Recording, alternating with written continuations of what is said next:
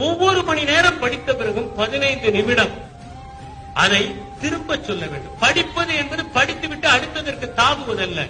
படிப்பதில் 6 கட்டமாக படிக்க வேண்டும்.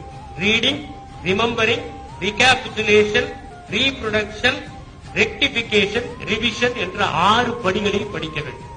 இன்னும் சொல்ல போனால் முதல் முறை தயவு செய்து ஞாபகத்தில் வைக்க வேண்டும் என்று படிக்காதீர்கள்.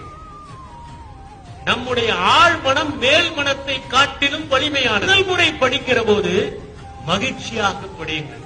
தென்றலின் கைகளை பிடித்துக் கொண்டு நந்தவனத்தில் நடப்பது போலும் படியுங்கள். அப்படி படித்தால் நீங்கள் படித்தது உங்களுடைய ஆழ்மனத்திற்குள் சென்றுவிடும். அடுத்ததாக நினைவுபடுத்தி படியுங்கள். மூன்றாவதாக என்ன படித்தோம் என்பதை சொல்லி பாருங்கள்.